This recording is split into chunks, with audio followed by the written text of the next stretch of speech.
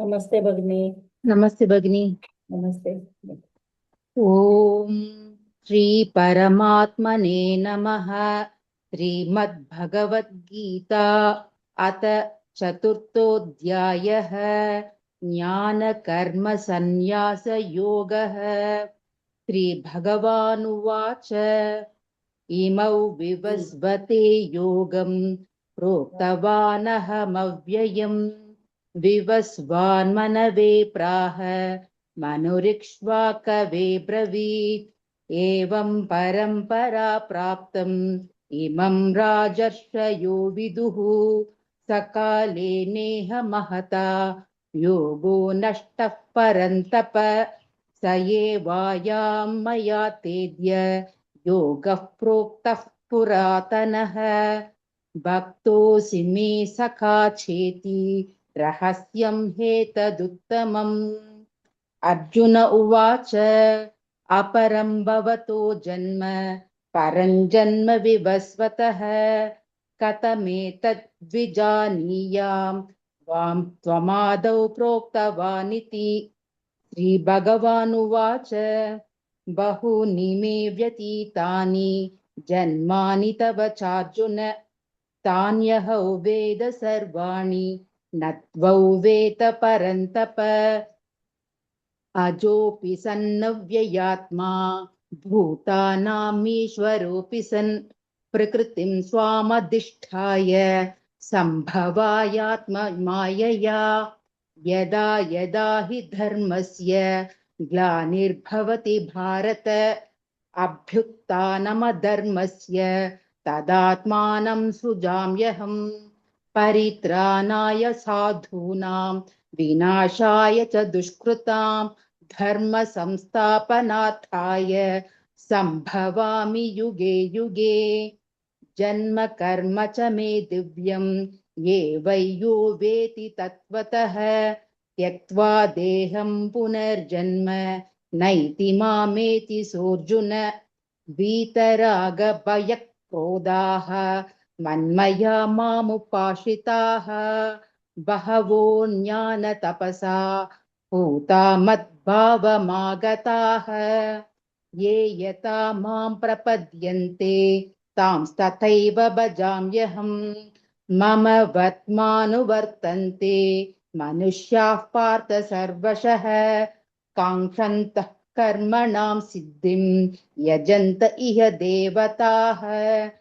क्षिप्रं हि मानुषे लोके सिद्धिर्भवति कर्मजा चातुर्वर्ण्यं मया सृष्टं गुणकर्म विभागशाः। तस्य कर्तारमपि मां विद्य कर्तारमव्ययम्। न मां कर्माणि लिम्पन्ति न मे कर्मफले स्पृहा इति मायोऽभिजानाति कर्मभिर्न स बध्यते।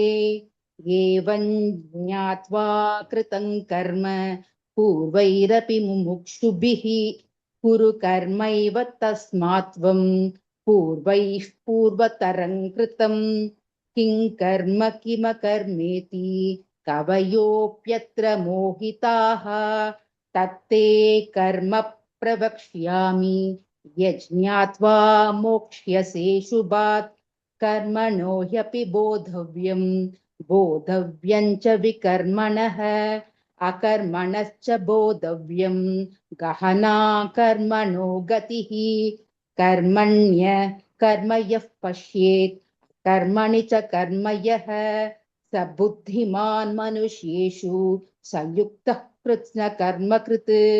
यस्य सर्वे समारम्भाः कामसङ्कल्पवर्जिताः ज्ञानाग्निदग्धकर्माणं तमाहुः पंडितं बुधाः। त्यक्त्वा कर्मफलासङ्गं नित्यतृप्तो निराश्रयः कर्मण्येभिप्रवृत्तोऽपि नैव किञ्चित् करोति सः। निराशीर्यत चित्तात्मा त्यक्त सर्वपरिग्रहः शारीरं केवलं कर्म कुर्वन्नाप्नोति किल्बिषम्। यदृच्छालाभसन्तुष्टः द्वन्द्वातीतो विमत्सरः समसिद्धावसिद्धौ च कृत्वापि न निबध्यते गतसङ्गस्य मुक्तस्य ज्ञानावस्थितचेतसः यज्ञायाचरतः कर्म समग्रं प्रविलीयते ब्रह्मार्पणं ब्रह्महविः ब्रह्माग्नौ ब्रह्मणाहुतं ब्रह्मैव तेन गन्तव्यं ब्रह्म कर्म समाधिना दैवमेवापरे यज्ञं योगिनः पर्युपासते ब्रह्माज्ञावपरे यज्ञं यज्ञेनैवोपजुह्वति श्रोत्रादीनीन्द्रियाण्यन्ये संयमाग्निषु जुह्वति शब्दादीन् विषयानन्ये इन्द्रियाग्निषु जुह्वति सर्वानीन्द्रियकर्माणि प्राणकर्माणि चापरे आत्मसंयमयोगाग्नौ जुह्वति ज्ञानदीपिते द्रव्ययज्ञास्तपोयज्ञाः योगयज्ञास्तापरे स्वधाय यज्ञाश्च यतयः संशितौ व्रताः अपाने जुह्वति प्राणं प्राणापानं तथा परे प्राणापानगतिरुद्ध्वा प्राणायामपरायणाः अपरे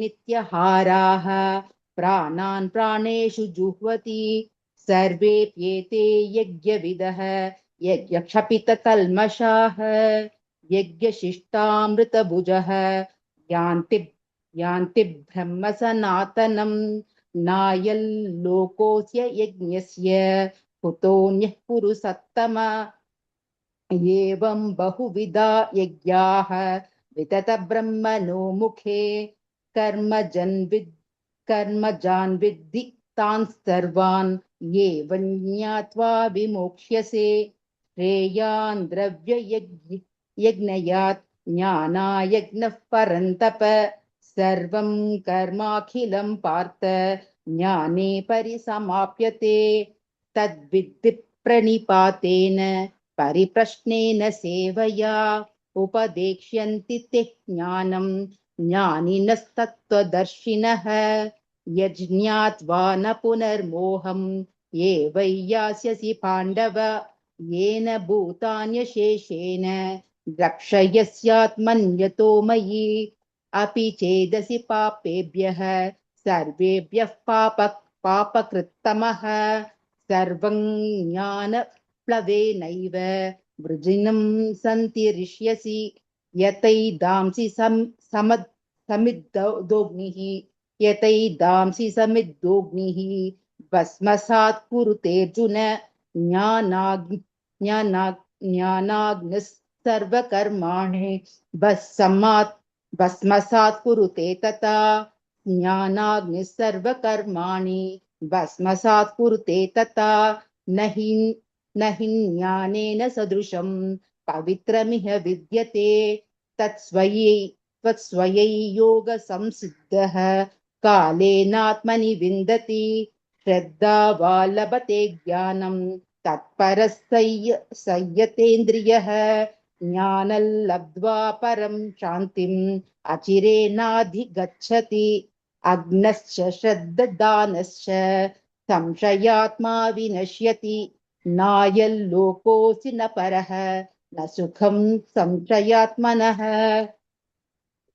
योगसन्न्यासकर्माणं ज्ञानसञ्छिन्न संशयम् आत्मवन्तन्न कर्माणि निबध्नन्ति धनञ्जय तस्मादज्ञानसम्भूतं हृत्सञ्ज्ञानात्मनः चित्वैनं संशययोगम् आतिष्ठोत्तिष्ठ भारत ॐ तत्सदिति श्रीमद्भगवद्गीतासु उपनिषत्सु ब्रह्मविद्यायां योगशास्त्रे श्रीकृष्णार्जुनसंवादे ज्ञानकर्मसन्न्यासयोगो नाम चतुर्थोऽध्यायः। कृष्णार्पणमस्तु। नमस्ते भगिनी। Well recited. You just have to practice a little more because you are missing Mahapranas almost in all the shlokas. Wherever this Vatus were coming, no, so in all the cases you are missing the Mahapranas. Tha, dha. In each and every Okay. shloka you have missed. You have to take it. No, not much mistakes. These are the very important mistakes which we should not do, which we should never do, as it's already fourth chapter, right? So you have to concentrate on all the Mahapranas and Alpapranas, okay? In each and every shloka, you missed all the Mahapranas. Huh? You have to be very careful while reciting. You have to just keep a pencil and you have to just keep them. You have to just make a mark of all the Mahapranas or in Okay, different colors or something you have to do. okay. Here also, Om Tatsaditi. It Om is Tat Om Sat. Tatsaditi Tatsati. Srimad Bhagavad Gitasu. Okay? Only those are the mistakes. But those are all the main mistakes that which we should never do. Okay. Here, in 42nd shloka, you just read second and third shloka, pada, second and third pada. Kritsanyana Sinatmanam Kritsang, Sinatmanah Kritsanyana Kritsang. Sinatmanah. Ta and sa both has to be heard clearly.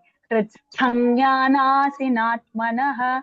Hrit. Kritsanyana Sinatmanah. Yes, Bhagini. Kritsang. Tha is Mahaprana here. Okay.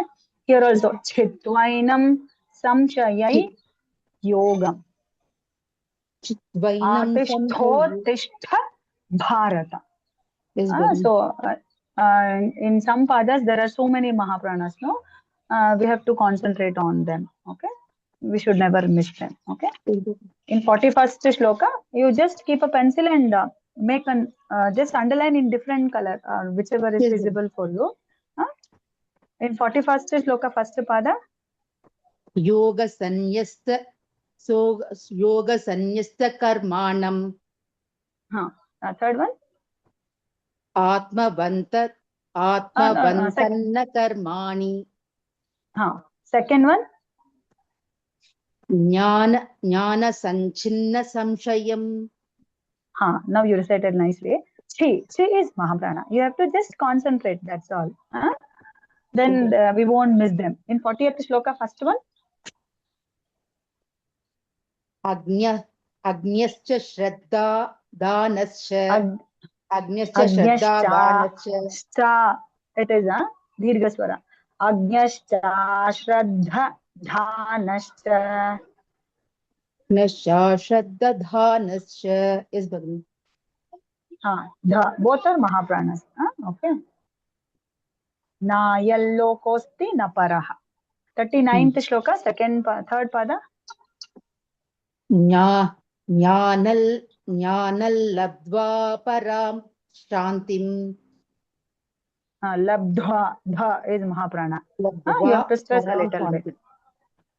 shantim. Labdhva param shantim. Achirenadhi gacchati. Okay. Cha is also Mahaprana. Dhi is also Mahaprana. 38th shloka, first pada. Nahi jnanena sadrusham. Nahi jnanena sadrusham. Nahi jnanena sadrusham. Yes. 38th shloka first. Okay. 37th first and fourth. 37th first shloka. Yatai damsi samidognihi. See, both are here. Second and third, both letters are Mahaprana. Yathai dhamsi samidhognihi. Basmasat kurute tata. Fourth one. First pada. Second one. You just recite one. First pada only you just repeat. Yathai damsi samidognihi. Dhamsi. Dha is also Mahaprana. Tha is also Mahaprana. You have to stress them both. Fourth pada. Basmasat kurute tatha. Bhasmasat kurute tatha. Bha is Mahaprana. Tha is also Mahaprana. Okay. And 36th shloka, third and fourth. Sarvanyana plave naiva. Jnanaplave Sarvanyana plave naiva. ज्ञानप्लवेनैव. Yes, Bhagini. Its sound has to come there. Okay. Fourth one. Vrijinam santarishyasi. Vrijinam. 35th shloka. Vrijinam. Okay. 35th shloka, fourth pada. Drakshyasyat manyato mayi. Drakshyasyat manyato mayi. No. Drakshyasyatmanyatho mayi. Drakshyasyatmanyatho mayi. Drakshyasyatmanyato mayi. Drakshasya. One is sound has to come there. Drakshyasyatmanyato. Tha is also Mahaprana. Okay. 34th shloka, second pada. Pariprashnena sevaya. Pariprashnena sevaya. Here also one Ditvam will come. Ip sound. Pariprashnena sevaya. Yes. 33rd shloka, first and third. Shreyan dravya mayat yajnat. Third one. Sarvam karmakhilam partha. Tha. Khilam partha. 32nd shloka. First, second pada. You just recite. Evam bahuvida yajyaha vidata brahmano mukhe. Brahmano mukhe. Brahmano. Yes, Bhagini. Brahmano mukhe. Karma. Next, you just recite the whole shloka. Karma jan viddi tan sarvan. Evam jnatva vimoksyase. Evam jnatva vimoksyase. Evam jnatva vimoksyase. All the letters has to be heard clearly, Bhagini. In Sanyukta Aksharas and all. Here, Ksha, Ksha, Ya, both. Okay. 31st shloka, second pada. Yanti Brahma Sanatanam. Brahma. Only Ma I can hear. Brahma Sanatanam. Brahma Sanatanam. Okay. 38th shloka, first and fourth. Apare niyataharaha. Fourth one. Yajya kshapita kalmashaha. Correct. 29th, second one. Prane panantata pare. Tatha pare. Prane when two letters are there. Tatha. Okay, you were missing those Mahapranas when the two letters will come side by side, no? Okay. You will miss one or the other. Okay. In 28th shloka, third pada. Swadhaya yajnasya. Swadhya. No, Swadhya yajnana yajnasya. Swadhyaya yajnana yajnasya. No, Swadhyaya jnana yajnasya. Swadhyaya jnana yajnasya. Yes, Bhagini. Swadhyaya jnana yajnasya. Yes, Bhagini. No. Swadhyaya jnana yajnasya. Yajnana yajnasya. Yes, Bhagini. Yajnasya. You just recite one more time, Bhagini. Third pada. Swadhyaya yajnana yajnasya. No, Swadhya. Dha and Ya. It is also a Sanyukta Akshara. Swadhyaya jnana yajnasya. Swadhyaya yajnana yajnasya. No, Swadhya yajnana. Swadhya yajnana. Okay. Swadhyaya jnana yajnasya. Swadhyaya jnana yajnasya. Swadhyaya jnana yajnasya. Swadhyaya. Yes, Bhagini. Yajnana yajnasya. 22nd shloka, no, 24th. Here also, in each and every shloka, you just missed Mahapranas. You have to just be careful, okay? 24th, first one. 24th. Brahmarpanam Brahma Harihi. The thing, Brahma, ha and ma, both has to be heard clearly, okay? You have to be, just make a note of all those things, Bhagini. Okay. 22nd, 23rd, second pada. Jnanavastita chetasah. Vasthita, jnanavasthita chetasah. Jnanavasthita chetasah. Yes. 22nd, first pada. 21st, Bhagini. 22nd, first pada. 22nd, okay. Yadruchalabha santushtah. Yadruchalabha santushtah. Cha, bha. Okay. Yes. And fourth? Kritvapi na nibadhyate. Nibadhyate. Nibadhyate. Ba is alpa prana and dha is mahaprana. You are interchanging both. Badhya. Badhya. Okay. 20th third pada. 20th third pada. Karmanya vipravrittopi.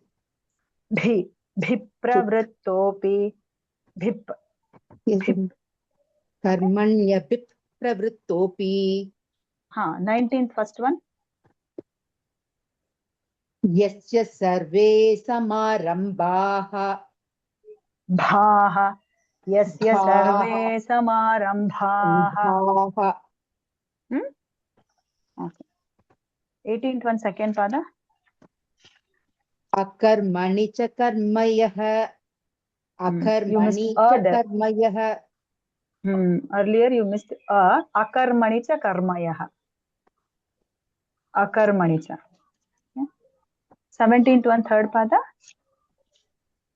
Akarmanascha bodhavyam. Akarmanascha bodhavyam. Dhavyam. 12th first pada. Kankshantah karmanam siddhim. Kankshantah karmanam siddhim. If the sound has to be heard clearly. And Mahaprana. 10th one, first pada.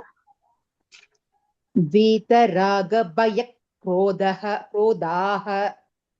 Vitaraga bhayak krodaha.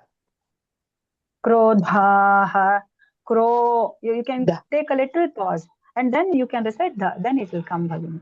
Krodhaha. Krodha. Unknowingly, just that should not be noticed. No, should not be noticed by the others. Krodhaha. Then it will come. 9th one, second pada. Ye vai yo veti tatvatah. Ye vai yo. Two tas Ye are there. vai yo veti tatvarah.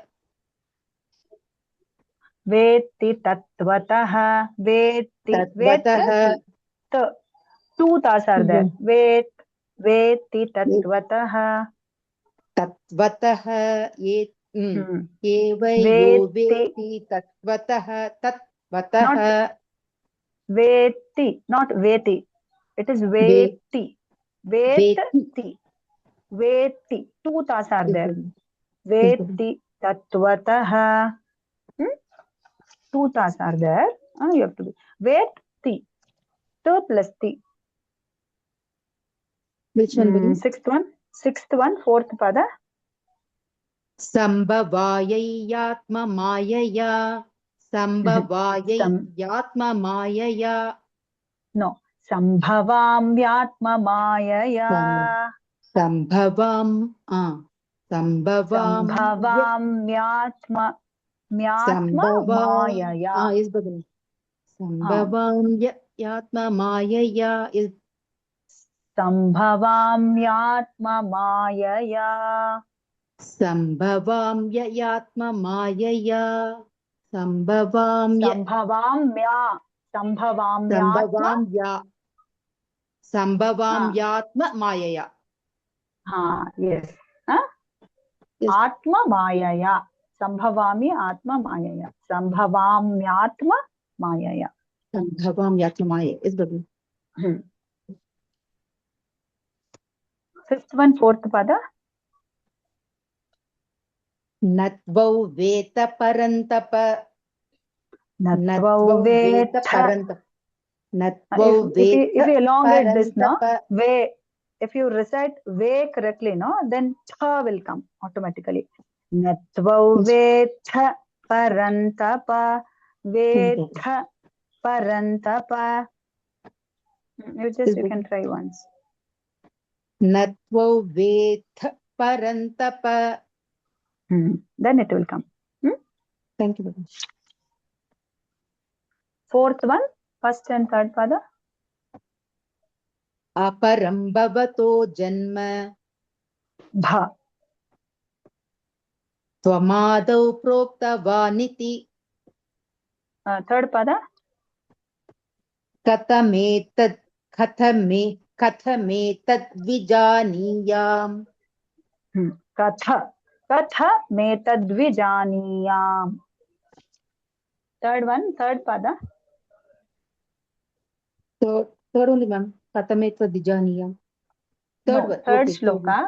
Third shloka, third pada. Bhakto sime sakha cheti. Bhaktosi. Now you are reciting now correctly. Second one, fourth pada. Second and fourth. Rahasyam hetaduttamam. No, second shloka, fourth pada. Second shloka. Yogo nashtah parantapa. Earlier you missed that if sound. Yogo nashtah parantapa. Okay, here also. Atha chaturtho. Atha chaturtho dhyayah. Atha chaturtho dhyayah. Atha chaturtho dhyayah. Atha chaturtho dhyayah.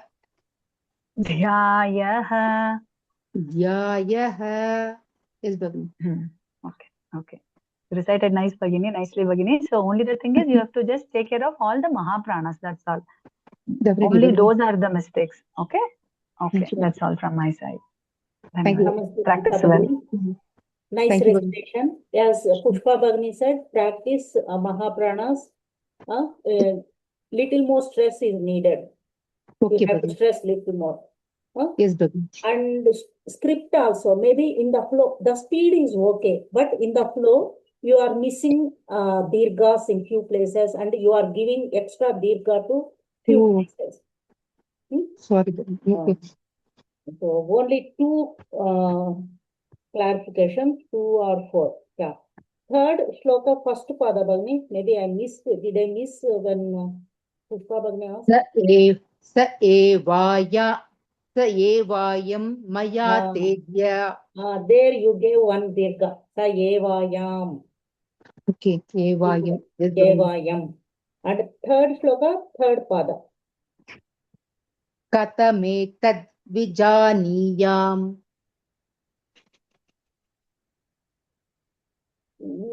Third shloka, third pada Bhagini. Third shloka, third pada. Okay. Bhakto sime sakha cheti.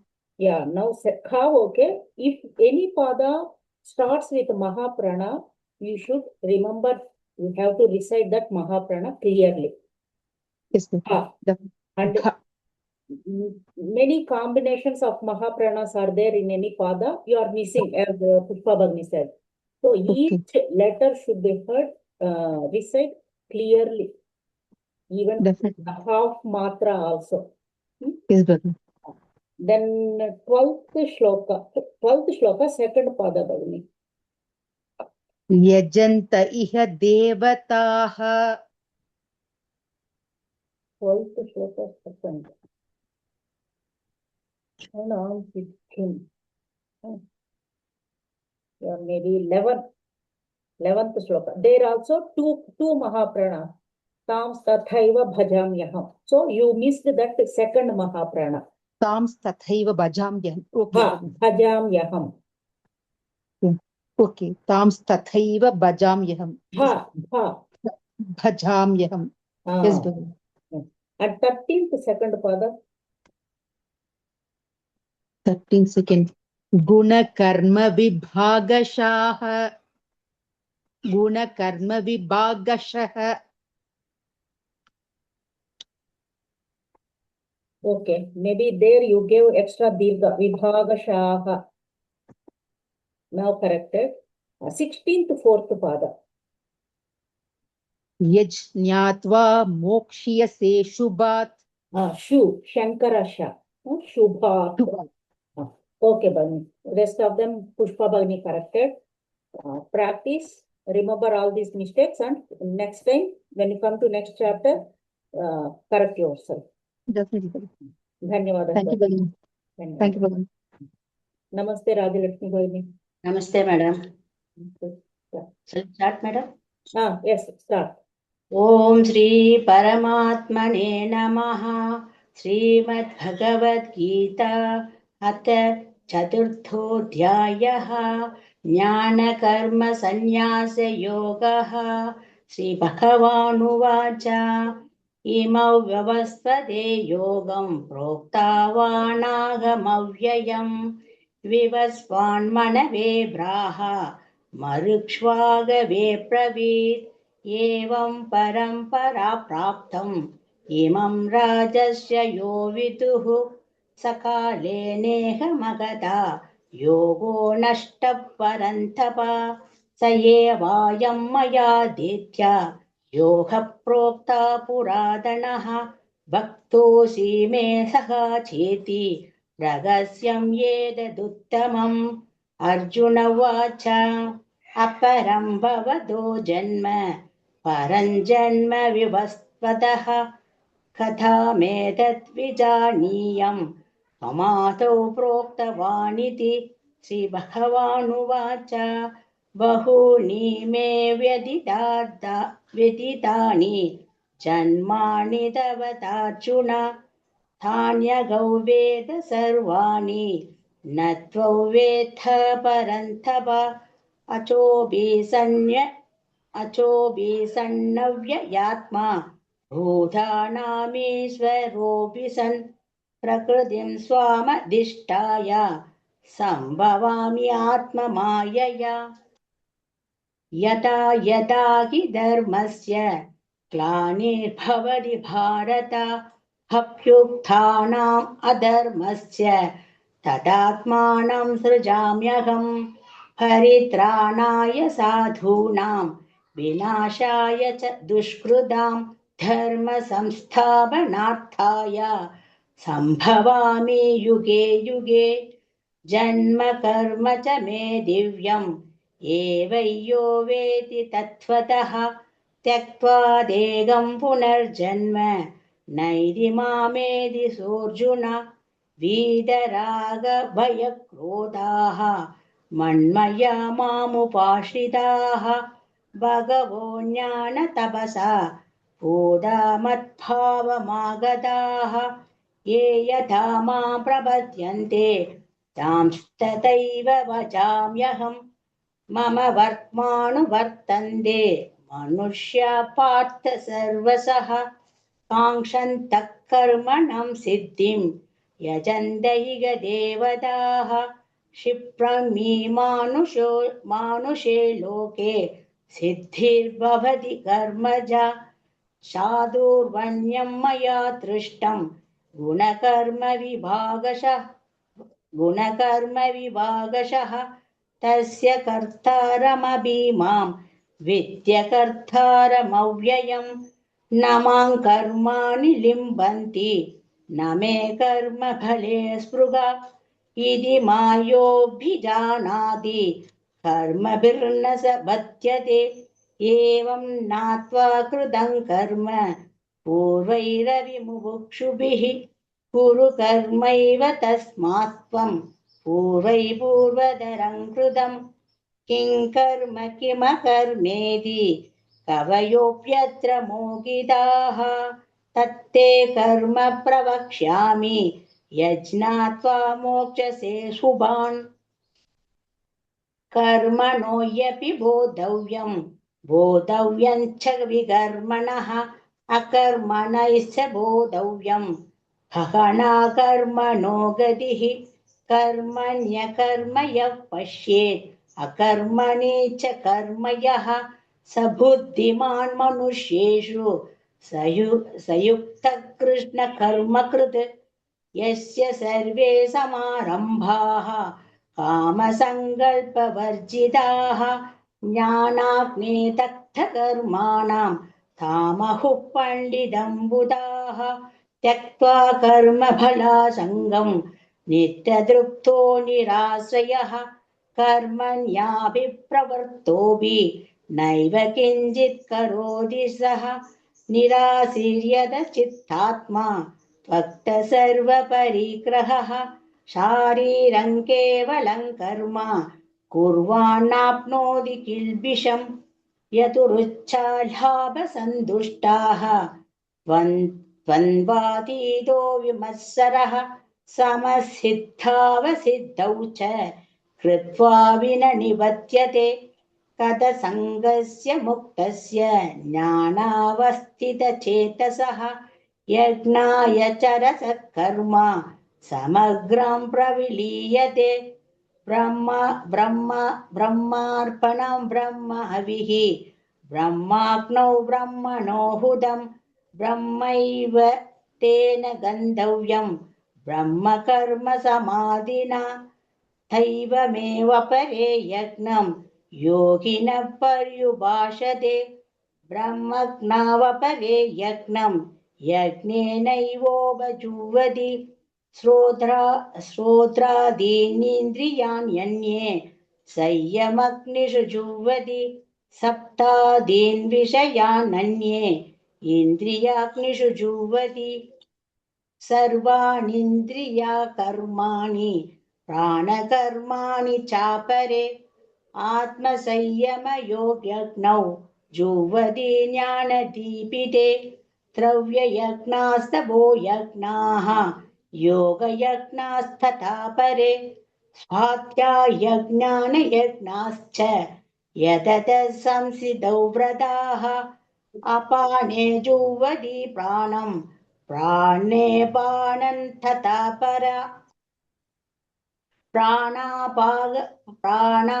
प्राणापानगतिरुत्वा प्राणायामपरायणः अपरे नियताहाराः प्राणान् प्राणेषु जुह्वति सर्वेऽप्येते यज्ञविदः यज्ञक्षपितकल्मषाः यज्ञतिष्ठामृतभुजः यान्ति ब्रह्मा सनातनं नायल्लोकोऽस्य यज्ञस्य कुतोऽन्यः सत्तम एवं बहुविधा यज्ञाः विदधा ब्रह्मणो मुखे कर्मजान् विद्धिदान् सर्वान् एवं ज्ञात्वा विमोक्ष्यसे श्रेयान् द्रव्यमयात् यज्ञात् ज्ञानयज्ञात् परन्तप सर्वं कर्माखिलं पार्थ ज्ञानेन परिसमाप्यते तद्विद्धि प्रणिपातेन परिप्रश्नेन सेवया उपदेक्षन्ति ते ज्ञानं ज्ञानिनस्तत्त्वदर्शिनः यज्ञात्वा न पुनर्मोहम् एवैयास्यति पाण्डव येने भूतान्यशेषेण द्रक्षयस्यात्मन्यथो महि अभिचेतसि पापेभ्यः सर्वेभ्यः पापकृत्तमः सर्वं ज्ञानप्लवेनैव वृजिनं सन्दरिष्यसि यथैधांसि समिद्धोऽग्निः भस्मासाकृतेऽर्जुन ज्ञानाग्निः सर्वकर्माणि भस्मासात्कृते तदा न हि ज्ञानेन तत्तृषं पवित्रमिह विद्यते तत्स्वयं योगसंसिद्धः कालेनात्मनि विन्दति श्रद्धावाल्लभते ज्ञानं तत्परः स यदेन्द्रियः ज्ञानं लब्ध्वा परां शान्तिम् असिरेणधिगच्छति अज्ञाच्च श्रद्धदानाश्च संशयात्मा विनश्यति नायल्लोकोऽस्ति न परः न सुखं संशयात्मनः योगसंन्यस्य कर्माणं ज्ञानसञ्चिन्य संशयम् आत्मवन्दन्न कर्माणि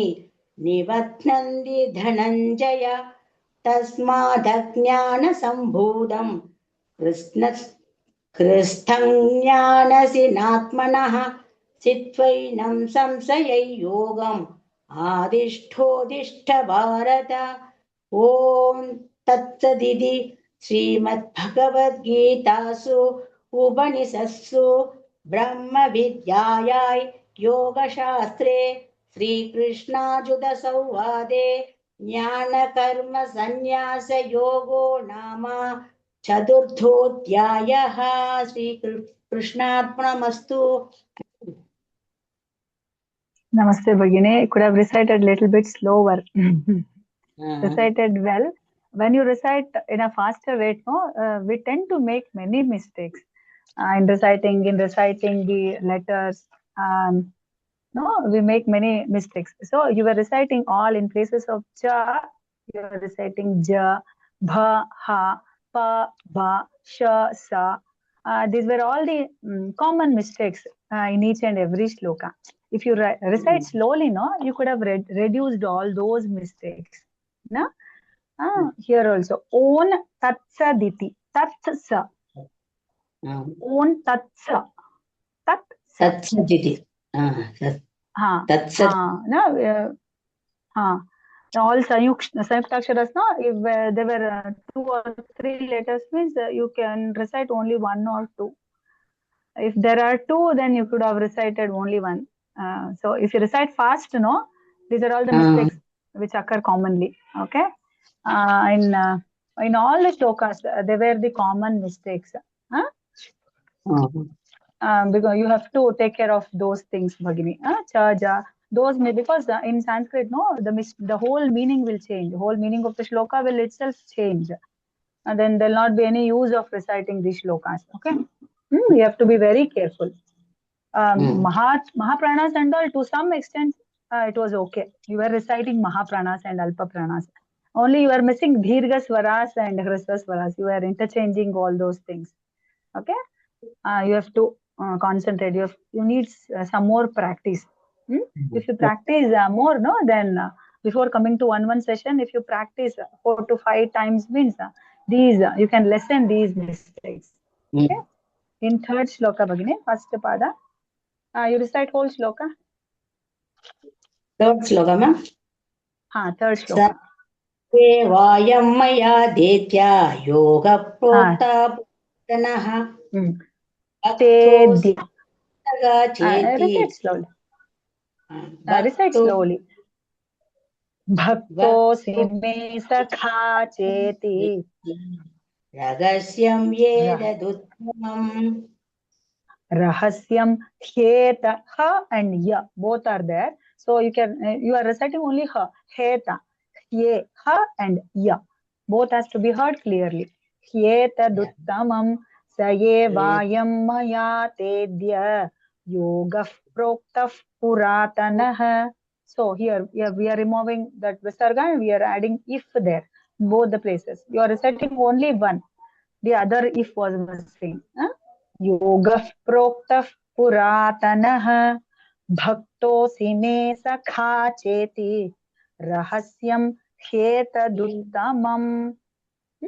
If you recite slowly, you can lessen these mistakes. Saye vayam maya tetya yoga prokta puratanah bhaktosi me. Here also one visarga is there, Bhagini. Proktah puratanah. Proktaha is there, no? Yoga visarga is there, no? In your book? Proktah puratanah. Bhaktosi me sakha cheti ragasyam yedaduttamam. Bhaktosi. You should not elongate this. It is a hrasva. Bhaktosi me sakha cheti rahasyam hetaduttamam. भक्तोऽसि मे सखा चेति रहस्यं येददुत्तमम् Hetaduttamam. Okay. And fourth shloka, third. Heta. Ta it is. If you recite slowly, no, then the will not come. Ta only will come. Heta. Okay. In fourth shloka, heta. Fourth shloka, third pada. Third pada. Katha me tadvijaniyam. It is hrasva. Katha me tadvijaniyam. Katha me tadvijaniyam. Niyam. It is Shri Bhagavanu Vacha. It is Bhaga, not Bhaha. Bhagavanu Vacha.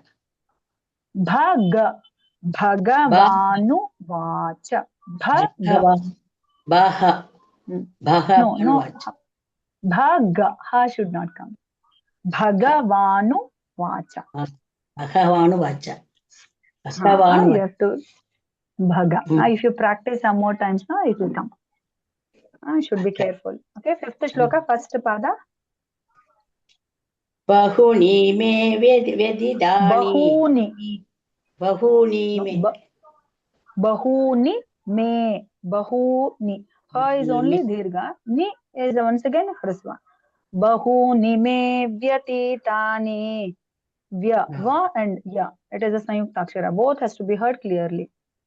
Bahuni me vedidani. Not da. You have to practice. Okay. Sixth shloka bhagini. First pada. Achopi sannavyayatma. Ajopi. It is ja. Ajopi. It is hrasva. Ajopi sannavyayatma. Achopi sannavyayatma. Bodhana Ajopi. Okay. Ajopi. Sannavyayatma. Bhutanamishwaropi san. Okay. In fifth shloka, sixth shloka, first pada. Oh, sorry. I was reciting sixth shloka only, no? Fourth pada. Sambhavamyatma mayaya. Sambhava is Mahaprana. Bhavamyatma mayaya. Correct. Seventh, third pada. Seventh. Tadatmanam srajamyagam. No, third pada. Apyutthanam adharmasya. Abhyutthanam adharmasya. Apyutthanam adharmasya. Dhanam dharmasya. No need to break the pada. Abhyutthanam dharmasya. Abhyutthanam dharmasya. Abhyutthanam dharmasya. Okay. Eighth shloka, second pada. Vinashaya sa dushkrutam. Vinashaya cha dushkrutam. You just recite slowly.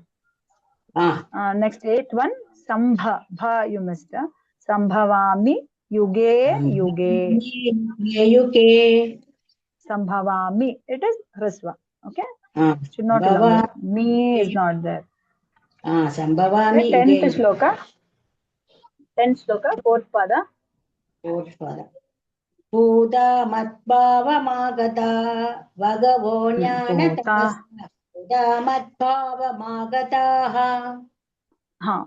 Madbhavamagataha. Okay. 11th shloka. First one. Ye yatha mam prapadyante. Ye yatha mam prapadyante. Second one. Taiva bhajamyaham. Tamsta thaiva bhajamyaham. Bha is Mahaprana. Okay. Next, fourth pada. मनुष्या पार्थ सर्वसः मनुष्या Partha Manushya. If it has to be heard clearly. Manushya. We are removing this visarga and we are adding if, no, that has to be recited clearly. Sarvashaha. Not मनुष्या sa. Partha सर्वशः Ha, shaha. Okay. 12th shloka, Bhagini. First pada. First वद First pada, you recite. Ha. काङ्क्षन्त कर्मणां सिद्धिं Ha, correct. Okay, third one. Shipram hi. You said that he is not. Shipram hi manushe. Ha. He. You have to stop there and you have to take a pause and then manushe loke. Shipram hi manushe loke. सिद्धिर्भवति कर्मजा Okay. Next, 14th shloka, first pada. नमां कर्माणि लिम्पन्ति Namaka is hrisva. Not, should not make it Mahaprana. It is Alpa Prana only. Namang karmani limpanti. Okay. And you have to concentrate on all the Mahapranas and Hrisva Dhirgas. Okay. Only those were the mistake in that shloka. 15th shloka, first pada. एवं ज्ञात्वा कृतं कर्म Jnatva. एवं ज्ञात्वा कृतं कर्म Not jna, jna. Dirghaswara. Okay, 16th shloka, third and fourth. Karma. You missed it. This karma sound you missed. कवयोप्यत्र मुदितः तत्ते कर्म प्रवक्ष्यामि Karma pravakshyami. Kshya. ज्ञात्वा मोक्षसे शुभात् Yes. 17th shloka, second pada. बोद्धव्यञ्च विकर्मणः बोद्धव्यञ्च विकर्मणः. बोद्धव्यञ्च विकर्मणः बोद्धव्यञ्च विकर्मणः. बोद्धव्यञ्च विकर्मणः Cha is alpa prana. Bodha. Dha is mahaprana. Bodhavyancha vikarmanah. You have to just practice. Okay. 18th one, second pada. अकर्मणि च कर्मयः Akarmani, you recited. It is akarmani. That's all. Should not elongate this one. Fourth pada. संयुक्त कृष्ण कर्म कृत Kritsna. Kritasana. Tasana. 3 letters are there. It is a Sanyukta Akshara made of 3 letters. Ta, ta and na. Kritsna. Kritsna. कृत्स्न Yes. Sayukta kritsna karma krit. Ich sound has to come there. Kritsna karma krit. Okay. 19th shloka. 19th. Third and fourth. Third and fourth. ज्ञानाग्निदग्ध कर्माणां तमहुः पंडितं Tamahu. It is tamahu. Tamahu. Yes. 20th shloka, fourth pada.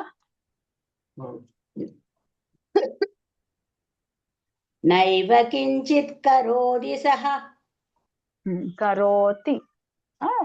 We are hearing it as di.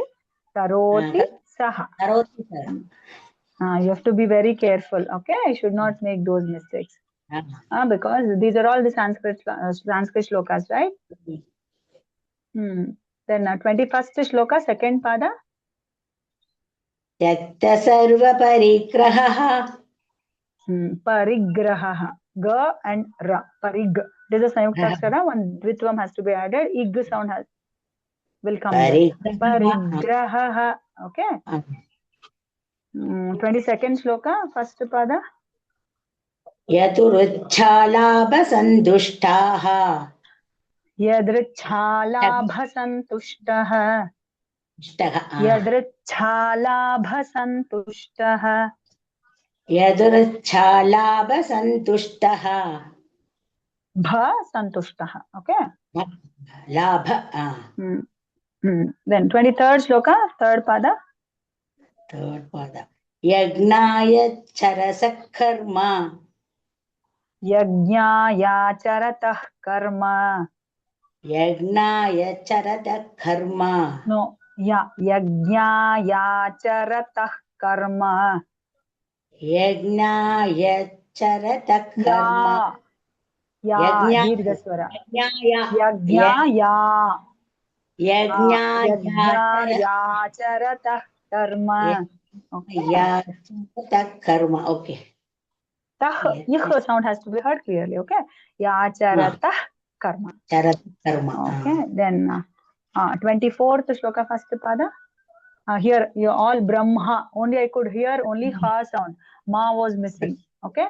Brahmarpanam Brahma havihi. Brahmagnau Brahmanahutam. Everywhere you missed ma and ha both. Any one I could hear. Brahma.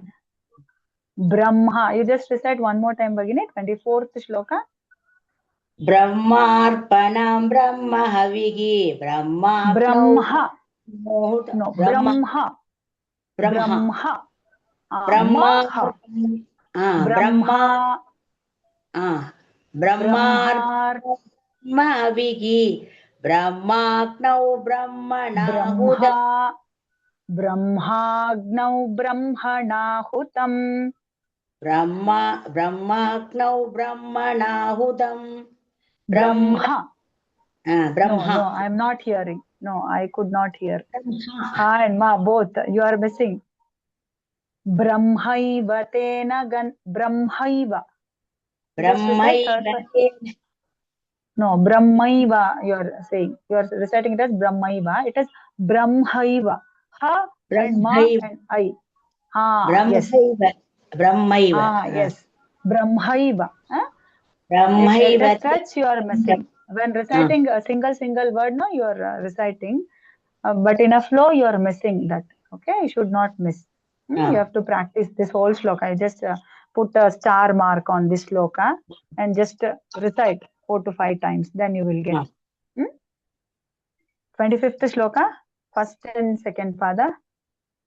Daivameva pare yagnam. Meva. Pare yagnam. Next, second pada. Yohina paryubhashate.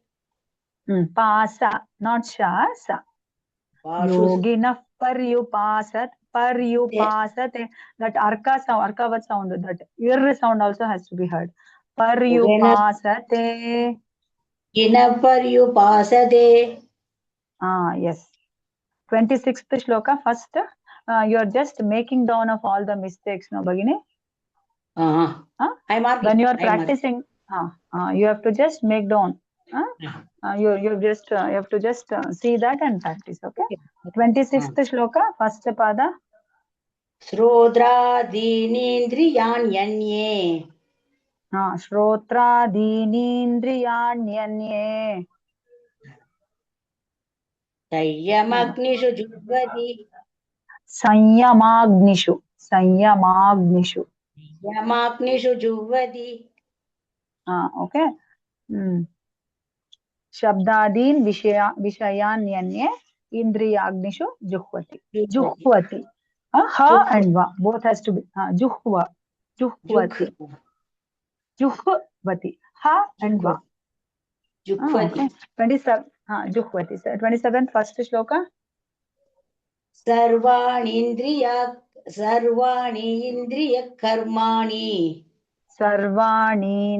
karmani. Sarvanindriya karmani.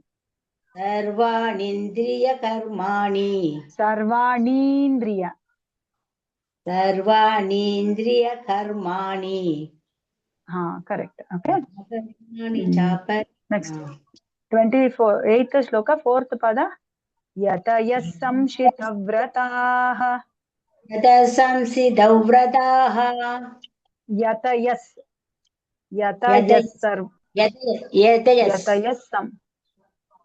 samshitavratah.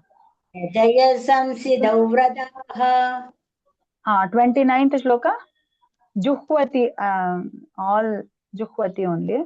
I just recite whole shloka. अपाने जुह्वति प्राणां प्राणे Juhvati, Juhvati pranam. T on ip sound will there come there. Okay, Juhvati pranam. After T, one ip sound has to come. I will listen. अपाने जुह्वति प्राणां प्राणे Juhvati pranam. Juhvati pranam, not pranam. Pranam. प्राणं प्राणे प्राणे पानं तथा परे पानं तथा परे. तथा परे. प्राणे पानं तथा परे तथा परे. तथा. तथा परे हाँ, next one प्राणापानगति. प्राणापानगति प्राणायामपरायणाः. रामपरायणः परायणाः. प्राणायामपरायणाः प्राणायामपरायणाः. प्राणायामपरायणाः Okay, 31st shloka, second pada bagini. प्राणान् प्राणेषु जुह्वति No. 31st shloka, second pada. Second पद यान्ति Brahma सनातनं No. Sanatanam. Yanti Brahma. Yanti Brahma Sanatanam. Okay. Third pada.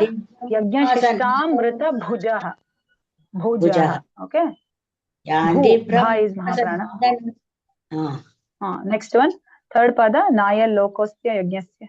नायल्लोकोऽस्य यज्ञस्य Lokosya. Sataya. नायल्लोकोऽस्य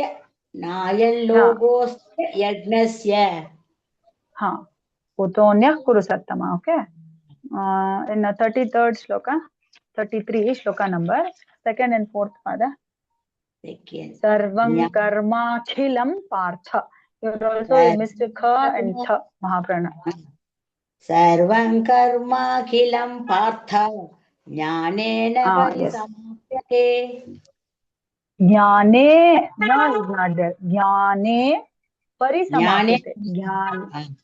One more. You are adding one more na. One more na is not there. समाप्यते Yes. 34th shloka, first pada.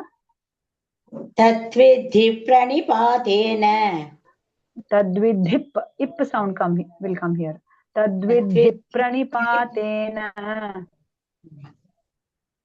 Pariprashnena sevaya. Okay. Next. 35th shloka, third and fourth pada. येने भूतन्यशेषेण येन भूतान्यशेषेण. येन भूतान्यशेषेण द्रक्ष्यस्यात्मनन्यतो मयि No, द्रक्ष्यस्यात्मन्यथो मयि. द्रक्ष्यात्मन्यतो मयि No. Drakshaya. Two yas are not there. Drakshyasya. Drakshyasya. द्रक्ष्यस्यात्मन्यतो मयि Manyatho mayi. मयि Tha is Mahaprana. The Drakshyasyaatmanyatho mayi. You just put a star and okay. practice. Okay. 36th shloka, second pada. सर्वेभ्यः पापकृतमः Papa, not ba. Papa kritamah. सर्वेभ्यः Papa. Okay. 37, third and fourth. Third and fourth. सर्वं ज्ञानप्लवेनैव व्रजिनं सन्दरिष्यति Vrijinam. Okay. Vrijinam. व्रजिनं सन्दरिष्यति यसि Okay. See. Okay. 37th, third and fourth pada.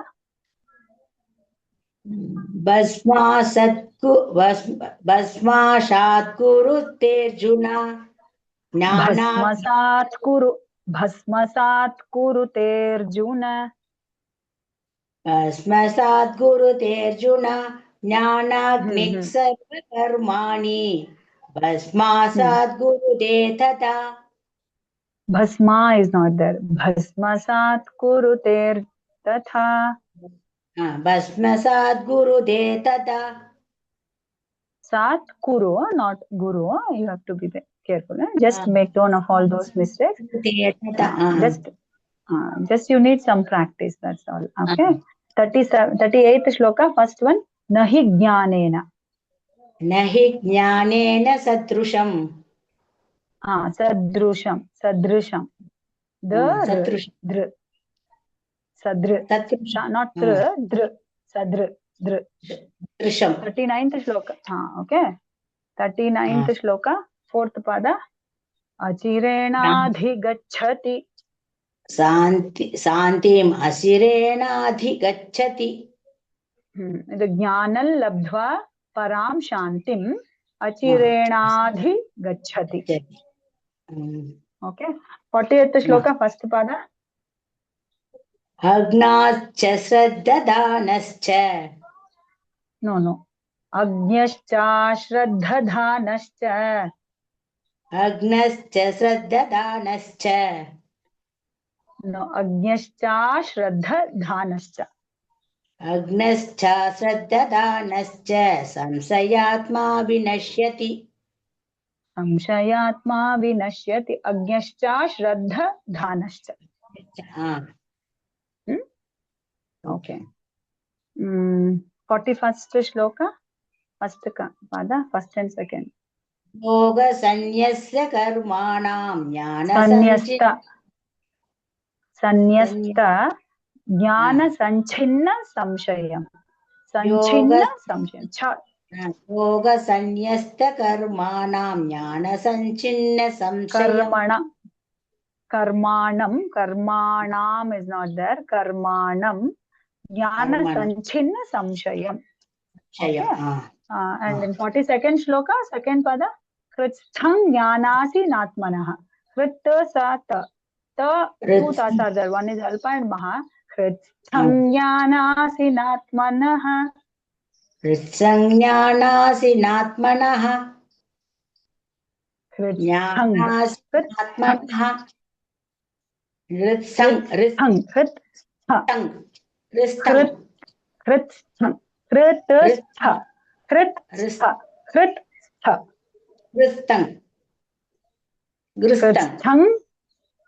ज्ञानात्मनः Chitvainam. चित्वैनं संशयैवम् चित्वैनं Atishto tishtha Bharata tishtha. तिष्ठ You please practice, Bhagini, okay? So that your mistakes will be less, okay? Because you feel bad. If you correct in each and every shloka, no, you feel very bad. That will be only one tha, one thi, no? So, one little ಇರ್ಲಿ ಪರವಾಗಿಲ್ಲ, ಸ್ವಲ್ಪ practice ಬೇಕು ಅಷ್ಟೇ. ಸ್ವಲ್ಪ practice ಮಾಡ್ಕೊಂಡು ಬಂದ್ರೆ ಅವಾಗ ಅನುಕೂಲ. ಓಕೆ, ನೋ ಪ್ರಾಬ್ಲಮ್ ಬಗಿನಿ. Just practice. ಟೆನ್ಷನ್ ಅಲ್ಲಿ ಮಿಸ್ಟೇಕ್ ಮಾಡ್ಬಿಡ್ತೀವಿ. ಇಲ್ಲ, we are just helping you out. That's all. You have to just practice for one shloka. You recite 10 times, then the mistakes will be lessened. Okay. That's all from my side. Just practice. Namaste Radhilakshmi Bhagini. Well tried. Almost all corrections was made by Pushpa Bhagini. Remember all those corrections and practice with corrections. And take care of Hakara pronunciation. Brahmarpanam, Juhvati. And Bhagavan Vasa, Bakara. Bhaga. Bakara, Pakara. You are reciting in few places as Ba. Also Dakara. Like that you are reciting. So take care and slowly practice. Before coming to one-to-one session, practice 2-3 times. Then you can minimize mistakes while reciting. Dhanyavadaha. Thank you. Namaste, Harita Bhagini. Namaste Bhagini. Namaste Bhagini. Shall I? Ah, ॐ श्री परमात्मने नमः। अथ चतुर्थोऽध्यायः ज्ञानकर्म संन्यास योगः। श्रीभगवानुवाच इमौ विवस्वते योगं प्रोक्तवानहमव्ययम् विवस्वान्मनवे प्राह मनुरिक्ष्वाकवे ब्रवीत्। एवं परम्परा प्राप्तम् इमं राजर्षयो विदुः सकाले नेह महता योगो नष्टः परन्तप। स एवायं मया तेद्य योगः प्रोक्तः पुरातनः भक्तोऽसि मे सखा चेति रहस्यं ह्येतदुत्तमम्। अर्जुन उवाच अपरं भवतो जन्म परं जन्म विवस्वतः कथमेतद्विजानीयाम् त्वमादौ प्रोक्तवानिति। श्रीभगवानुवाच बहूनि मे व्यतीतानि जन्मानि तव चार्जुन तान्यहौ वेद सर्वाणि न त्वौ वेत्थ परन्तप। अजोऽपि सन्नव्ययात्मा भूतानामीश्वरोऽपि सन् प्रकृतिं स्वामधिष्ठाय सम्भवाम्यात्ममायया। यदा यदा हि धर्मस्य ग्लानिर्भवति भारत अभ्युत्थानमधर्मस्य तदात्मानं सृजाम्यहम्। परित्राणाय साधूनां विनाशाय च दुष्कृताम् धर्म संस्थापनार्थाय सम्भवामि युगे युगे। जन्म कर्म च मे दिव्यम् एवैयो वेति तत्त्वतः त्यक्त्वा देहं पुनर्जन्म नैति मामेति सोऽर्जुन। वीतरागभयक्रोधाः मन्मया मामुपाश्रिताः बहवो ज्ञानतपसा पूता मद्भावमागताः। ये यथा मां प्रपद्यन्ते तांस्तथैव भजाम्यहम्।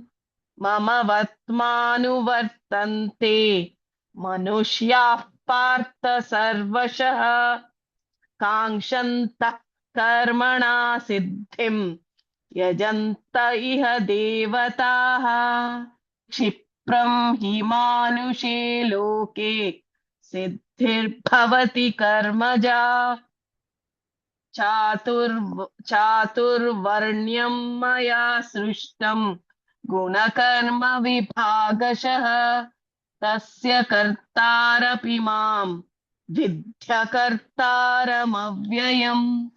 न मां कर्माणि लिम्पन्ति न मे कर्म फले स्पृहा इति मायोऽभिजानाति कर्म कर्म कर्म कर्मभिर्न स बध्यते।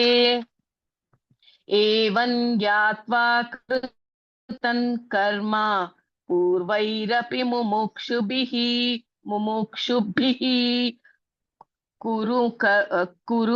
कुरु कर्मैव तस्मात् त्वं पूर्वैः पूर्वतरं कृतं किं कर्म किमकर्मेति कवयोऽप्यत्र मोहिताः। तत्ते कर्म प्रविक्ष्यामि यज्ञात्वा मोक्षसे शुभात्। कर्मणो ह्यपि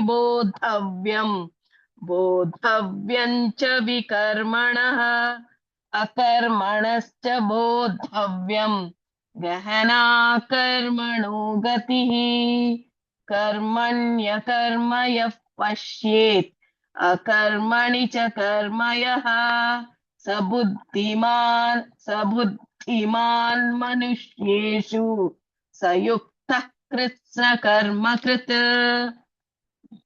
यस्य सर्वे समारम्भाः कामसङ्कल्पवर्जिताः ज्ञानाग्निदग्धकर्माणं तमाहुः पण्डितं बुद्धाः त्यक्त्वा कर्मफलासङ्गं नित्यतृप्तो निराश्रयः कर्मण्यभिप्रवृत्तोऽपि नैव किञ्चित् करोति सः निराशीर्यत चित्तात्मा त्यक्त सर्वपरिग्रहः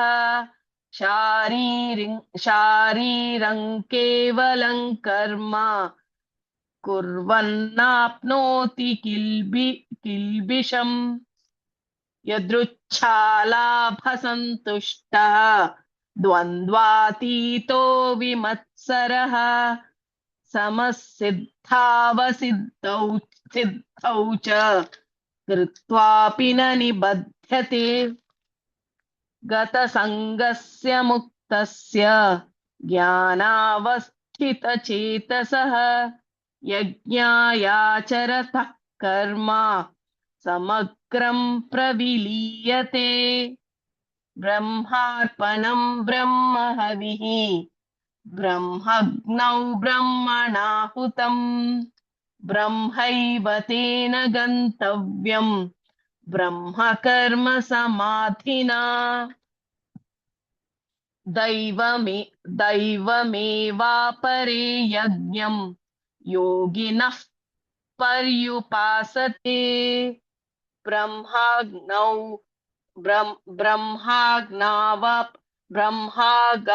ब्रह्माग्नावपरे यज्ञं यज्ञेनैवोपजुह्वति श्रोत्रादीनीन्द्रियाण्यन्ये संयमाग्निषु जुह्वति शब्दादीन् विषयान्यन्ये इन्द्रियाग्निषु जुह्वति सर्वानीन्द्रियकर्माणि प्राणकर्माणि चापरे आत्मसंयमयोगाग्नौ जुह्वति ज्ञानदीपिते द्रव्ययज्ञास्तपोयज्ञाः योगयज्ञास्तथा परे स्वाध्यायज्ञानयज्ञाश्च यतयः संशितौ व्रताः अपाने जुह्वति प्राणं प्राणे पानं तथा परे प्राणापानगतिरुद्ध्वा प्राणायामपरायणाः अपरे नियताहाराः प्राणान् प्राणेषु जुह्वति सर्वेऽप्येते यज्ञविदः यज्ञक्षपितकल्मषाः यज्ञशिष्टामृतभुजः यान्ति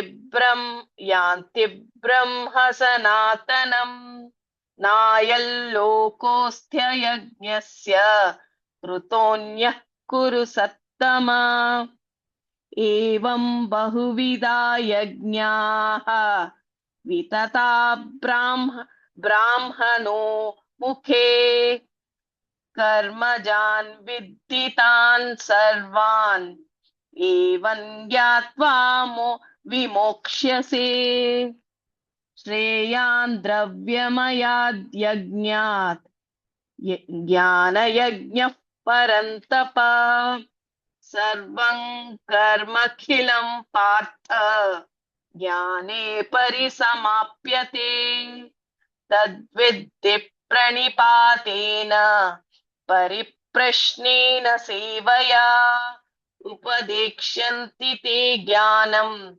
ज्ञानिनस्तत्त्वदर्शिनः ज्ञानि ज्ञानिनस्तत्त्वदर्शिनः यज्ञात्वा न पुनर्मोहम् यास्यसि पाण्डव येन भूतान्यशेषेण द्रक्ष्यस्यात्मन्यथो मयि अपि चेदसि पापेभ्यः सर्वेभ्यः पापकृत्तमः सर्वं ज्ञानप्लवेनैव विजितं सन्तरिष्यसि यथोधांसि समिद्धोऽग्निः भस्मसात् कुरुतेऽर्जुन ज्ञानाग्निः सर्वकर्माणि भस्मसात् कुरु ते तथा न हि ज्ञानेन सदृशं पवित्रमिह विद्यते तत्स्वययोग संसिद्धः कालेनात्मनि विन्दति श्रद्धावाल्लभते ज्ञानं तत्परः संयतेन्द्रियः ज्ञानं लब्ध्वा परां शान्तिम् अचिरेणाधिगच्छति अज्ञाश्च श्रद्धानश्च संशयात्मा विनश्यति नायल्लोकोऽस्ति न परः न सुखं संशयात्मनः योगसंन्यस्तकर्माणं ज्ञानसञ्छिन्न संशयम् आत्मवन्तन्न कर्माणि निबध्नन्ति धनञ्जय तस्मादज्ञानसम्भूतं हृस्थं ज्ञानसिनात्मनः चित्त्वैनं संशययोगम् उत्तिष्ठ भारत ॐ तत्सदिति श्रीमद्भगवद्गीतासु उपनिषत्सु ब्रह्मविद्यायां योगशास्त्रे श्रीकृष्णार्जुनसंवादे ज्ञानकर्म संन्यासयोगो नाम चतुर्थोऽध्यायः सर्वधर्मान् परित्यज्य मामेकं शरणं व्रज अहं त्वा सर्वपापेभ्यः मोक्षयिष्यामि मा शुचः ॐ तत्सत् श्रीकृष्णार्पणमस्तु Sorry, It's okay. Namaste, Bhagini. Very well recited with all the Mahapranas. In some shlokas, you missed. That's all. Okay. Well tried. Nice recitation. Only there are some mistakes as per our observation. I'll just note them. Okay. And fifth shloka, third pada. Third pada. Tanyahau Veda Sarvani. Sarvani, not na, ni it is. Yeah, Sarvani. Ni. We can hear it as na, ni. Okay. It is ni. Sixth shloka, first pada. Ajopi sannavyayatma. Ajopi sannavya. Third pada. Prakrutim swamadhisthaya. Dhi is also Mahaprana. Swamadhisthaya. Prakrutim swamadhisthaya. Okay. When two Mahapranas will come together, no, then it will be quite difficult. So just practice you need. Okay. Ninth shloka, second pada. एवैयो वेत्ति तत्त्वतः एवयो वेत्ति तत्त्वतः वेत्ति एवैयो वेत्ति तत्त्वतः Okay. 10th shloka, first pada. वीतरागभयक्रोधाः Bha. Bhayakro. Bha is Mahaprana. 12th shloka, first pada. वीतरागभयक्रोधाः. Okay. Yes. Which one, ma'am? 12th shloka, first pada. First. काङ्क्षन्तः कर्मणा सिद्धिम्. Karmanam siddhim. कर्मणां सिद्धिम्. Yeah. Okay. 13th काङ्क्षन्त. Yeah. shloka. 13th shloka, third pada.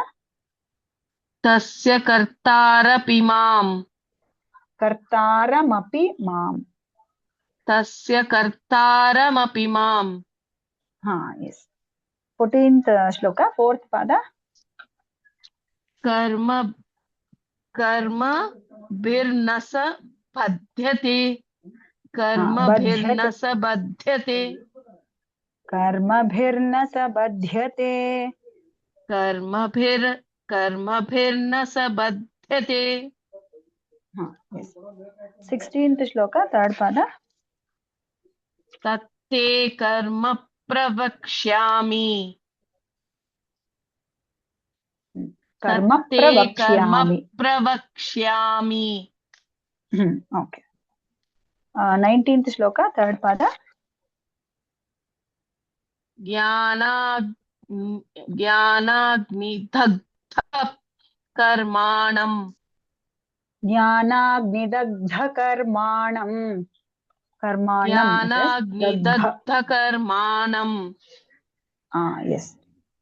24th shloka, second pada. Which pada, ma'am? 24th, Which? second pada. Second pada. ब्रह्मग्नौ ब्रह्मणा Brahmagna. Brahmagna. ब्रह्मणा हुतम्. Brahmagnau brahmana hutam. ब्रह्माग्नौ ब्रह्माग्नौ ब्रह्मणा हुतम्. Yes. 26th shloka, first pada. श्रोत्रादीनीन्द्रियाण्यन्ये. Shrotraadinindriyanyanye. Third pada. शब्दादीन् विषयान्यन्ये. शब्दादीन् विषयान्यन्ये. Shabda, it is alpa only. Shabdadin vishayananye. Okay. Shabdadin vishayananye. Can you repeat, ma'am? Shabdadin vishayananye. Okay. Nanye it is. Nanye. Yeah. Okay. 27th, first shloka. सर्वानिन्द्रियकर्माणि. Sarvanindriyakarmani. सर्वानिन्द्रियकर्माणि. It is na nindriya. Nindriya. Okay. 32nd shloka, fourth pada. Fourth pada. एवं ज्ञात्वा विमोक्ष्यसे. ज्ञात्वा एवं विमोक्ष्यसे. ज्ञात्वा विमोक्ष्यसे. एवं ज्ञात्वा विमोक्ष्यसे. एवं ज्ञात्वा विमोक्ष्यसे.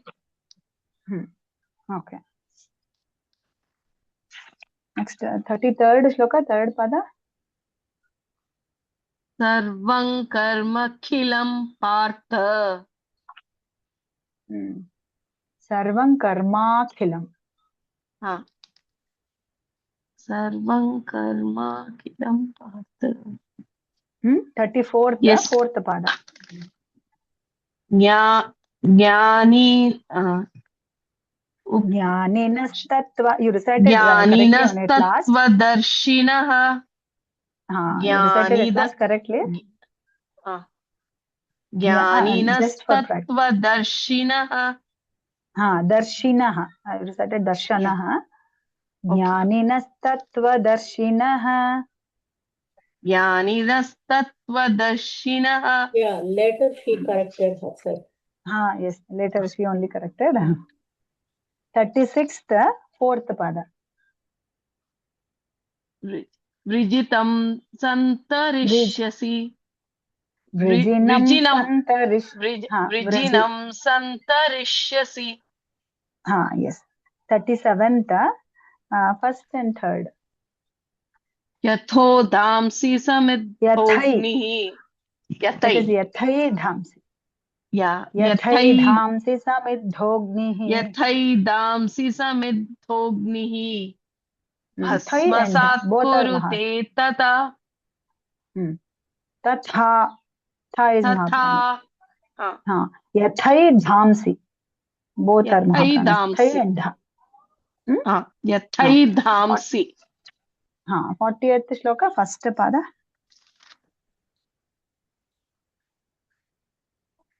Agnyascha shraddadhanascha. Shraddha dhanascha. Okay. That's all from my part, Bhagini. Very well recited. Thank you, ma'am. Very well recited, Harita Bhagini. Thank you. Few more observations. Okay. First, repeat Shri Bhagavan. First one, huh? First one.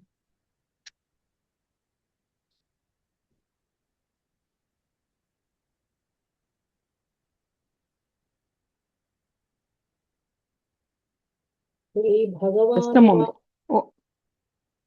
Shri Bhagavanuvacha. Prasvam. Don't elongate. Prasvam. That is Prasvam. Okay. And Shri. How should I read, ma'am? Uvacha. Prasva ending. Don't elongate. Okay. Vacha. Okay. Next, Pushpa Bhagini corrected remaining mistakes. 33rd shloka, second pada.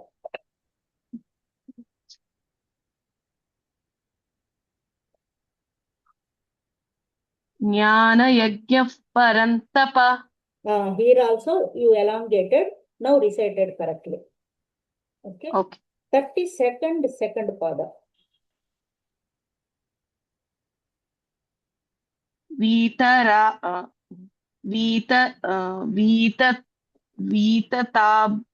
Vitata brahmano mukhe. Brahmano. You gave Vitata. Yes. And Vitata brahmano mukhe. Now okay. 41 second pada.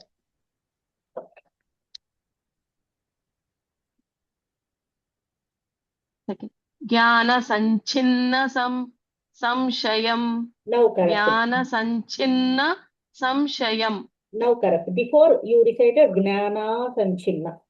Extra deepa. Okay. 41 fourth pada. 42 fourth pada repeat.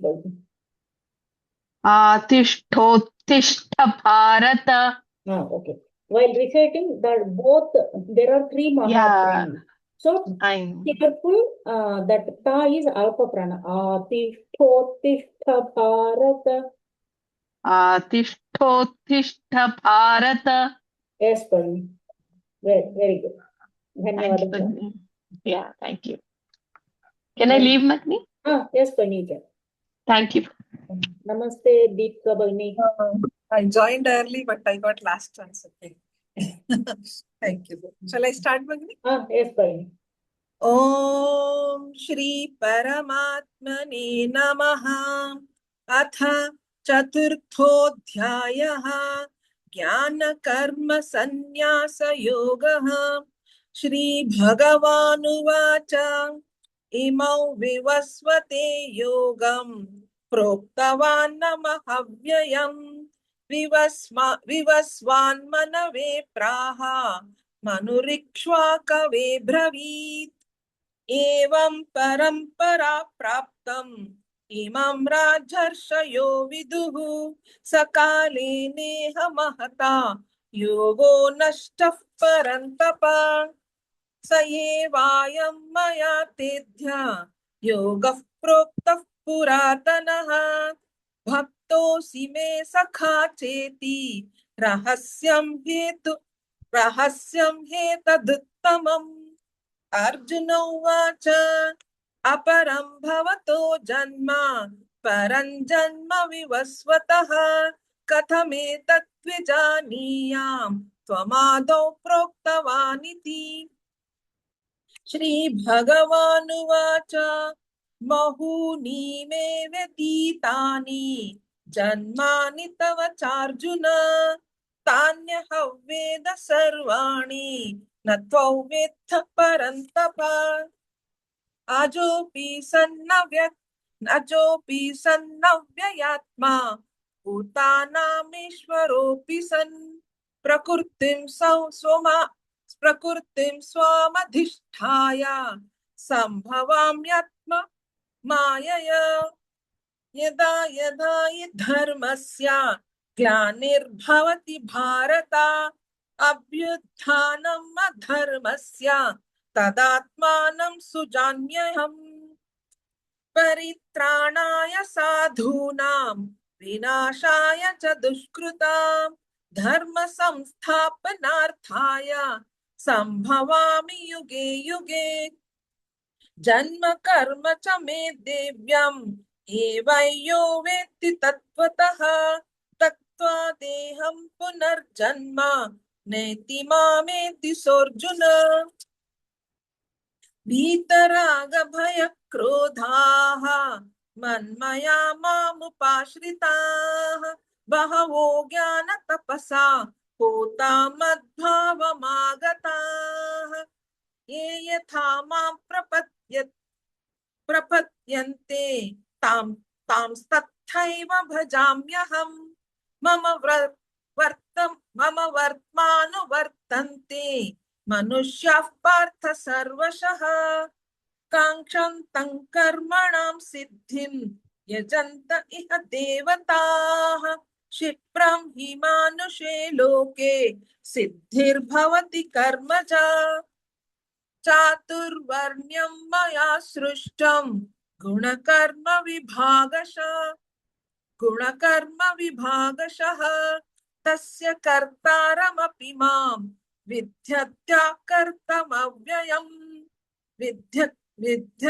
कर्तारमव्ययम् न मां कर्माणि लिम्पन्ति न मे कर्म फले स्पृहा इति मायोऽभिजानाति कर्मभिर्न स बध्यते एवं ज्ञात्वा कृतं कर्म पूर्वैरपि मुमुक्षुभिः कुरु कर्मेव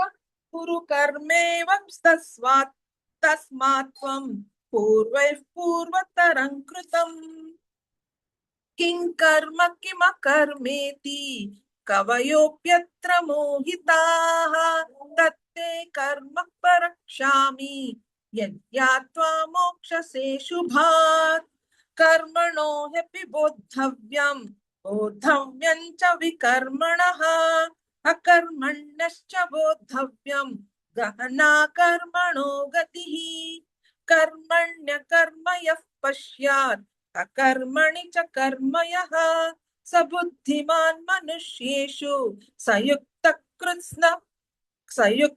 कृत्स्न कर्मकृत् यस्य सर्वे समारम्भाः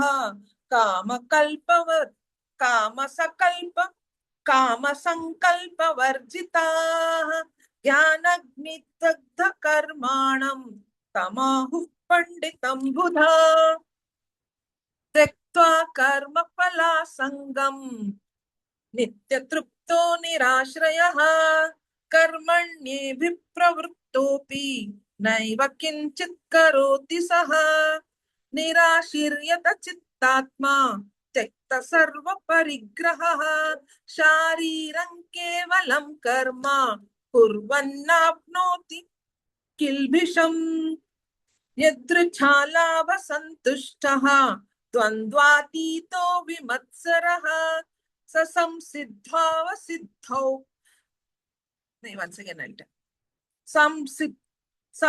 समसिद्धावसिद्धौ च कृत्वापि न निबध्यते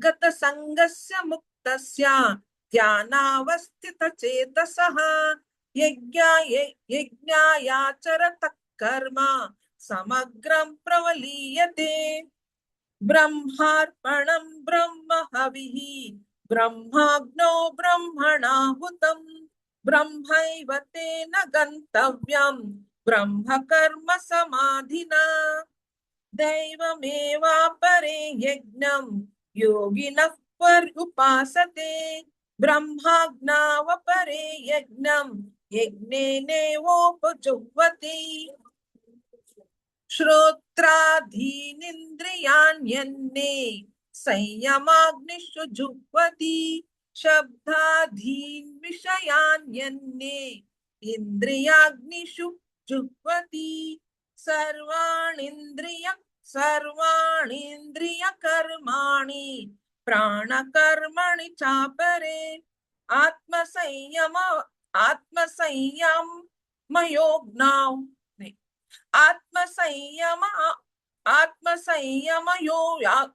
याग्नौ जुह्वति ज्ञानदीपिते द्रव्ययज्ञस्तपो यज्ञाः योगयज्ञस्तथा परे स्वाध्याययज्ञश्च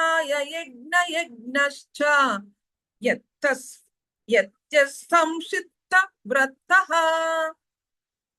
अपाने जुह्वति प्राणं प्राणे पान तथा परे प्राणापानगति रुद्धं प्राणायामपरायणाम्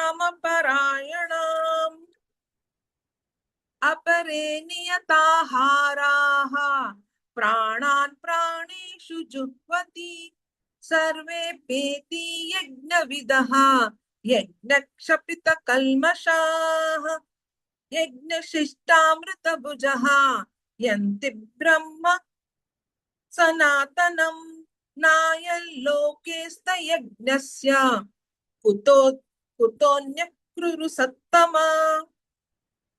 एवं बहुविधा यज्ञाः वितता ब्रह्मणो मुखे कर्मजान् विधितान् सर्वान् एवं ज्ञात्वा विमोक्षसे श्रेयान् द्रव्यमयात्यज्ञात् ज्ञानयज्ञः परन्तप सर्वं कर्माखिलं पार्थ ज्ञाने परिसमाप्यते तत्विधि प्रणिपातेन परिप्रश्नेन सेवया उपदेक्षन्ति ते ज्ञानं ज्ञानानस्तित्वदर्शिनः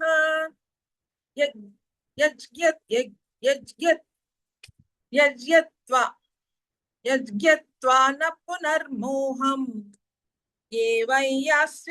एवैयास्यसि पाण्डव येन भूतान ये शेषेण द्रक्ष्यस्यान्न यथो मयि अपि चेदसि पापेभ्यः सर्वेभ्यः पापकृत्तमः सर्वं ज्ञानप्लवेनैव वृजनं सन्तरिष्यसि यथैधांसि समिद्धोऽग्निः भस्मासकृत कुरुतेऽर्जुन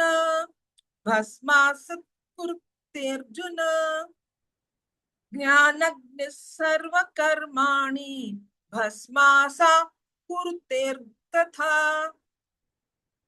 न हि ज्ञानेन सदृशं पवित्रमिह विद्यते तत्त्वसंयोगसंसिद्धः कालेनात्मनि विन्दति श्रद्धावा लभते ज्ञानं तत्परः संयतेन्द्रियः ज्ञानं लब्ध्वा परं शान्तिम् अचरेणाधिगच्छति अज्ञाच श्रद्धधानश्च संशयात्मा विनश्यति नायल्लोकोऽस्ति नायल्लोकोऽस्ति परः न सुखं संशयात्मनः योगसन्न्यस्तकर्माणं ज्ञानसञ्छिन्न संशयम् आत्मवन्तन्न कर्माणि निबन्धन्ते धनञ्जय तस्मात् अज्ञानसम्भूतं हृत्स्थं ज्ञानासिनात्मनः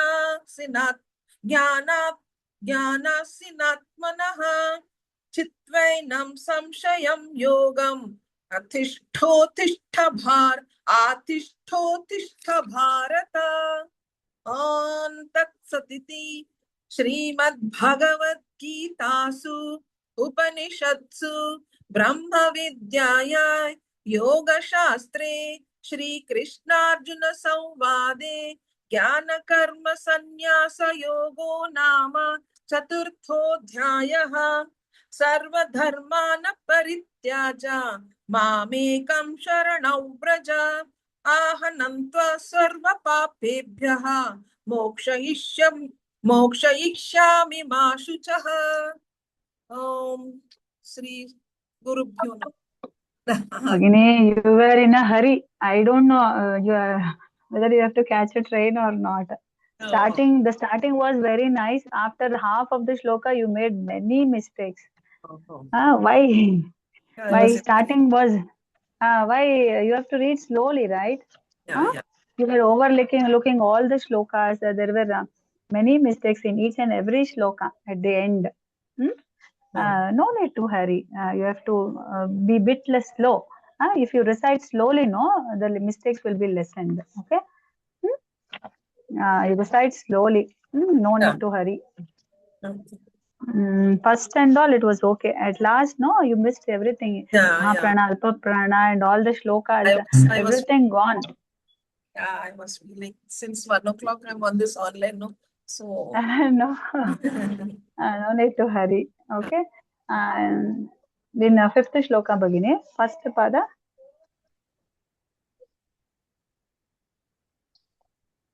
You need some practice, and you just listen all the devotees, other devotees recitation, and also that you can make the raga.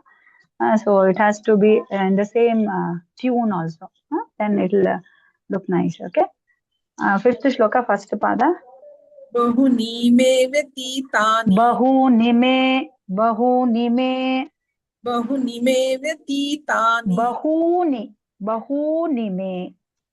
Bahuni me vyatitani. Okay. Sixth one, first and third. Ajopi sannavyayatma. Ajopi sannavyayatma. Ajopi sannavyayatma. Ajopi sannavyayatma. Yes. Okay. Third pada. Prakrutim swamadhisthaya. 12th shloka, first pada. Kankshantah karmanam siddhim.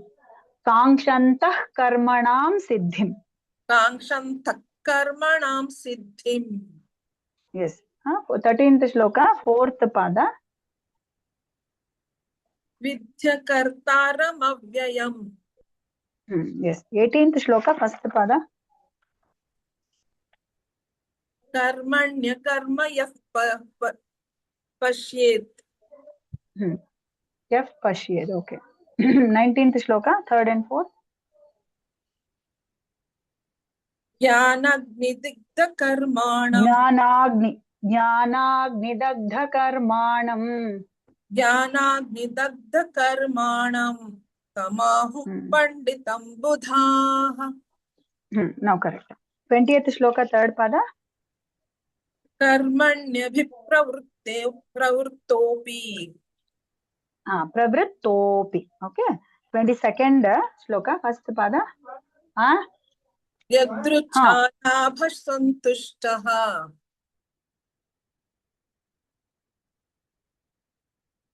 Ade. 22nd shloka Bhagini. Yadruchalabhasantushtaha. Correct. 23rd shloka, first pada, the fourth pada. Samagram praviliyate. Samagram praviliyate. You have to take care of the tune also, Bhagini. Okay? You are reciting a different tune. 26th shloka, fourth pada. First and fourth. Huh. Shrodradinindriyanyanye. Shrodradinindriyanyanye. Shrodradinindriyanyanye. Shrodradinindriyanyanye. Shrodradinindriyanyanye. The fourth pada. Indriyagnishu jukvati. Correct. Juhvati. Should not elongate. It is a hrasva. 27th shloka, second and third. Prana karmani chapare. Prana karmani chapare. Prana karmani chapare. Atma sanyama yogagno.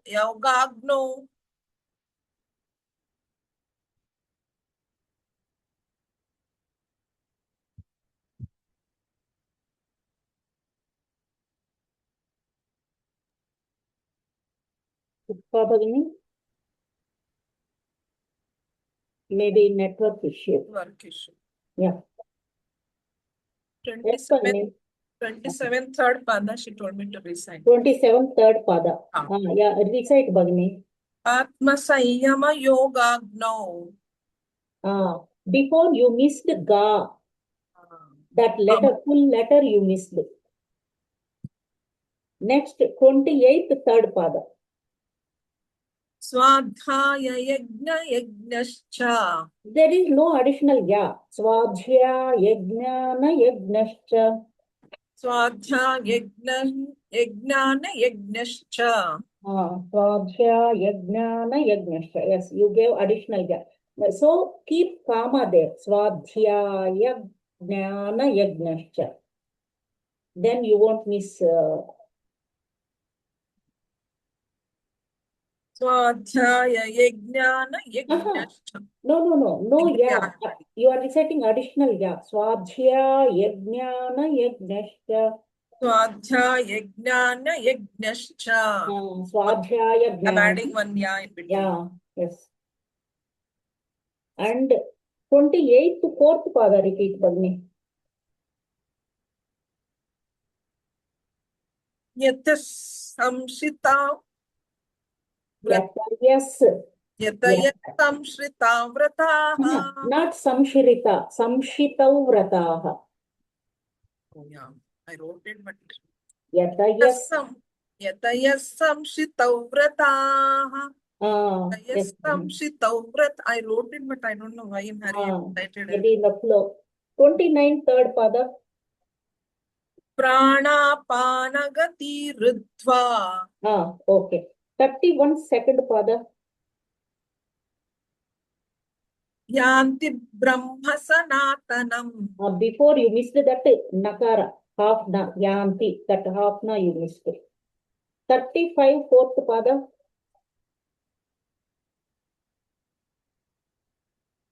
Drakshasyanta. Drakshas. No, the drakshyasya. Drakshasayanta. Drakshyasya manyatho mayi. Drakshasyatmanyato mayi. I wrote, but I don't know why I'm writing. That tha mahaprana. Drakshasyatmanyato mahi. Yatmanyatho mayi. Drakshasyatmanyato mahi. Mayi. Mayi. And in 37 second pada, fourth pada, you recited bhasma. Why all are reciting bhasma? Bhasmasat kurute. Bhasmasat kurute Arjuna. And 38th third pada. Tatsvaya yoga samsiddhaha. Now correct. Before something else. I go slow, I'm reciting correctly, but when I go fast, even in practice session, I'm doing same. 41 40 shloka, first pada repeat. 40. Agyascha Shraddadhanascha. Now correct. 43rd pada. 43rd pada. Nayal loko sthitana pare. Na paraha. Na. You Para. missed that na. Nayal loko sthitana paraha. Nayal lokosti na paraha. Nayal loko sthina paraha. Correct. 41 fourth pada. Nibhadnanti dhananjaya. Nibadh. Da is Mahaprana. Nibhadhan 42 third pada. Chitvainam samshayai yogam. Yoga. Samshayai. Before you missed that anuswara. Samshayai. Yeah, I missed it. Chitvainam samshayai yogam. Samshayai. Okay, Bhavini. Practice before coming to session. 2-3 times practice. Then mistakes will be reduced. Thank you. Dhanyawada, Bhavini. Thanks.